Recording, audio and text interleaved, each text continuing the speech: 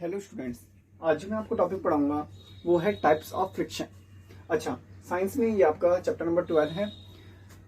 Types of friction जो आपका है, फ्रिक्शन क्या होता है मैं आपको लास्ट वीडियो में सिखा चुका हूँ कि जब भी दो ऑब्जेक्ट एक दूसरे के साथ क्या होता है कॉन्टैक्ट में होते हैं, तो जब वो एक दूसरे मोशन करते हैं तो वो दोनों एक दूसरे वो वहाँ पे एक फोर्स प्रेजेंट हो जाता है जो कि उसके मोशन के अपोजिट डायरेक्शन में होता है, और उस फोर्स का नाम होता है फ्रिक्शन फोर्स।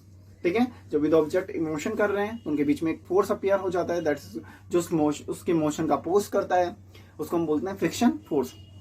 यहाँ पर आज हम जानेंगे टाइप्स ऑफ फ्रिक्शन। ठीक है, फ्रिक्शन के कितने टाइप्स होते हैं। तो पहला होता है स्टैटिक फ्रिक्शन। देखिए स्टैटिक फ्रिक्शन क्या होता है। When a body is at rest, जब भी कोई बॉडी या ऑब्जेक्ट आपका रेस्ट होता है, रेस्ट मतलब क्या होता है स्थिर पोजीशन पे, हिल नहीं रहा। ठीक है, जैसे मान लीजिए बॉक्स ही रखा है बहुत बड़ा, वो हिल नहीं रहा, ये स्टोन रखा है बहुत बड़ा, वो हिल नहीं रहा, तो that is called rest. The force of friction is called static friction. तो ये जहाँ पे वहां पे जो फोर्स लगेगा फ्रिक्शन का, उसे हम बोलेंगे the force of friction is called static friction. तो उस फ्रिक्शन को बोलते हैं स्टैटिक फ्रिक्शन। देखिए किस तरह से, मान लीजिए आपने एक बहुत बड़ा स्टोन है जो आपकी कैपेसिटी से बाहर है, उसको हिलाना, तो आप यदि उसे धक्का देते हैं तो वो थोड़ा सा भी सरकेगा नहीं सरकेगा। आपको मतलब यदि आपकी कैपेसिटी है तो ही आप सरका पाओगे। तो मतलब कुछ ना कुछ चीज उसको अपोज कर रही है, आप उसको आगे धक्का देना चाह रहे हैं, आप उस बॉक्स को आगे धक्का देना चाह रहे हैं, लेकिन वो बॉक्स क्या कर रहा है, हिल ही नहीं रहा, तो मतलब वो कुछ ना कुछ अपना अपोजिट डायरेक्शन में फोर्स लगा रहा है। वो जो फोर्स लगा रहा है, तो जितना आप फोर्स लगा रहे हो उतना ही फोर्स वो लगा रहा है, जिसके कारण वो ऑब्जेक्ट क्या नहीं हो पा रहा, आगे नहीं चल पा रहा। जैसे आप इस पेन को यहाँ से खींचते हो, मैं यहाँ से, यदि हम दोनों की ताकत बराबर है तो क्या हम इसको एक तरफ भी इसकी पोजीशन को बदल पाएंगे? नहीं।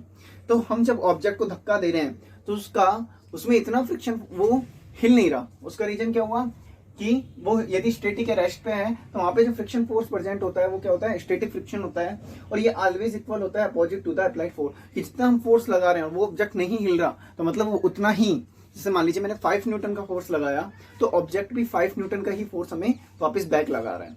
ठीक है, तो इस जो फोर्स को इस वाले फ्रिक्शन फोर्स को हम बोलते हैं स्टैटिक फ्रिक्शन। स्टैटिक मतलब यही होता है स्थिर। यस स्टूडेंट्स, क्लियर हुई बात, स्टैटिक फ्रिक्शन। अच्छा, यहाँ पे एक बात ध्यान दीजिए कि यदि मान लीजिए मैंने फोर्स लगाया किसी ऑब्जेक्ट पर, वो नहीं हिला, और मैं फोर्स को बढ़ाता जाऊं, मान लीजिए 6 न्यूटन लगाया, 7 न्यूटन लगाया, 8 न्यूटन लगाते ही, जैसे ही मैंने 8 न्यूटन लगाया तो फोर्स जो था, वो ऑब्जेक्ट जो था वो शिफ्ट हो गया, थोड़ा सा शिफ्ट हो गया 8 न्यूटन फोर्स लगाते ही। तो 8 न्यूटन वो फोर्स की क्वांटिटी है जिसपे वो ऑब्जेक्ट जो होता है वो क्या हो जाता है, शिफ्ट हो जाता है। उस वाले फ्रिक्शन फोर्स को हम बोलते हैं, तो उस कंडीशन पे जो फोर्स लग रहा है उसको बोलते हैं लिमिटिंग फ्रिक्शन फोर्स। ठीक है, लिमिटिंग फ्रिक्शन फोर्स।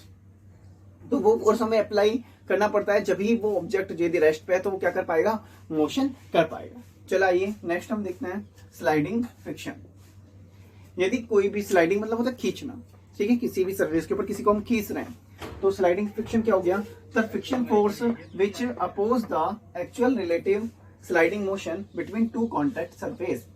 तो इसे हम क्या बोल रहे हैं, sliding friction, the friction force which oppose the actual relative sliding motion. कि हम यदि किसी चीज को किसी चीज पे खिसका रहे हैं, तो यदि वहां पे कोई फोर्स अप्लाई हो रहा है तो उसको हम बोल देंगे क्या, स्लाइडिंग फ्रिक्शन। यदि हम किसी चीज को किसी चीज पे खिसकाते हैं तो उसका अपोज करती है ना, तो वहां पे जो फ्रिक्शन प्रेजेंट होता है उस कंडीशन में बोलेंगे स्लाइडिंग फ्रिक्शन। एक बात जो आपको याद रखनी है कि स्लाइडिंग फ्रिक्शन जो होता है ना, हमेशा स्टैटिक फ्रिक्शन से क्या होता है, स्मॉल होता है। ठीक है स्टूडेंट्स, ये बात आपको याद रखनी है कि स्लाइडिंग फ्रिक्शन किससे कम होता है, स्टैटिक फ्रिक्शन से। तो ये वाली टॉपिक आपको क्लियर हुआ, स्लाइडिंग फ्रिक्शन। चलो तो दोबारा मैं एक बार डेफिनेशन क्लियर कर देता हूँ। The friction force which oppose the actual relative sliding motion.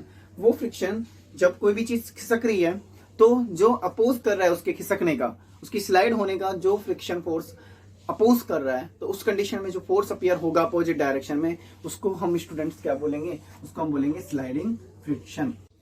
तो स्टूडेंट्स अब हम यदि बात करते हैं रोलिंग फ्रिक्शन की, तो देखिए रोलिंग फ्रिक्शन क्या होता है कि friction force that exist between two surfaces. जब भी when a body rolls over the other, जब दो सरफेसेस के बीच में एक ऑब्जेक्ट यदि घूम रहा है, रोल कर रहा है, मतलब इस तरह से, जैसे आपने सिलेंडर को रखा और सिलेंडर को धक्का दे दिया तो रोल कर रहा है ना, तो उस कंडीशन पे जो फ्रिक्शन फोर्स प्रेजेंट होगा उसे हम बोलेंगे rolling friction. The friction force that exist between two surfaces when a body rolls over the other.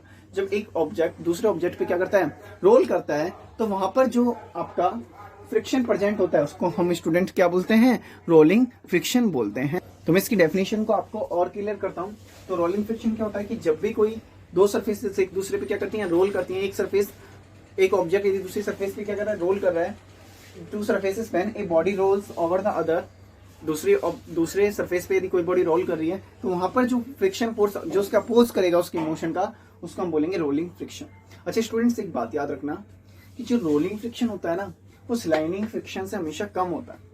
तभी तो यदि हम किसी चीज को खिसकाएं और हम किसी चीज को लुढ़काएं, दोनों अलग अलग बात है। यदि हम किसी को स्लाइड करते हैं और रोलिंग करते हैं, तो स्लाइडिंग तो होता है किसी चीज को खिसकाना, और रोलिंग मतलब होता है किसी चीज को इस तरह से रोटेट करना, लुढ़काना। तो आपको कौन सा ज्यादा आसान पड़ेगा, रोलिंग करना आसान पड़ेगा ना। किसी ऑब्जेक्ट को यदि मान लीजिए यहाँ से वहां भेजना है, तो आप उसको क्या करोगे, रोल करोगे, तो ज्यादा आसान रहेगा। तो रोलिंग फ्रिक्शन क्या होता है, हमेशा कम होता है किससे, स्लाइडिंग फ्रिक्शन से। ठीक है स्टूडेंट, रोलिंग फ्रिक्शन जो होता है हमेशा कम होता है स्लाइडिंग फ्रिक्शन से। चलो एक बार दोबारा मैं आपको क्लियर कर देता हूँ। स्टैटिक फ्रिक्शन क्या होता है कि जब भी कोई बॉडी रेस्ट पे होती है, तो जो वहां पे फोर्स होता है, तो उस कंडीशन पे जो फोर्स ऑफ फ्रिक्शन अपीयर होता है, जो यदि हमने उसको धक्का दिया और वो नहीं खिसकी, तो मतलब जो अपोजिशन कर रही है, उस अपोजिशन को बोलते हैं स्टैटिक फ्रिक्शन। ठीक है, जो कि किसके इक्वल होता है, इक्वल होता है opposite to the applied force. तो जितना हम फोर्स अप्लाई करते हैं उसके बराबर ही वो हमें पीछे की तरफ फोर्स लगाती है, जिसके कारण वो हिलती नहीं है। फिर एक फोर्स ऐसा आता है जब हम उससे उस फोर्स जैसे ही वो फोर्स लगाते हैं तो वो क्या करने लग जाती है, स्लाइड करने लग जाती है, खिसकने लग जाती है। ठीक है, तो उसको बोलते हैं लिमिटिंग फ्रिक्शन फोर्स। अब हम बात करेंगे स्लाइडिंग फ्रिक्शन। स्लाइडिंग फ्रिक्शन मैंने बताया आपको क्या करता है कि actual relative sliding motion between the two contact surfaces, कि जो फ्रिक्शन फोर्स अप्लाई हो रहा है, यदि कोई भी एक सरफेस कोई भी ऑब्जेक्ट दूसरी एक सरफेस के ऊपर क्या हो रहा है, खिसक रहा है, तो उस कंडीशन में वहां पे जो फोर्स अप्लाई हो रहा है जो अपोजिट डायरेक्शन में, उसको हम बोलेंगे स्लाइडिंग फ्रिक्शन फोर्स। ठीक है स्टूडेंट, ये हमेशा स्लाइडिंग फ्रिक्शन हमेशा स्टैटिक फ्रिक्शन से क्या होता है स्टूडेंट्स, कम होता है।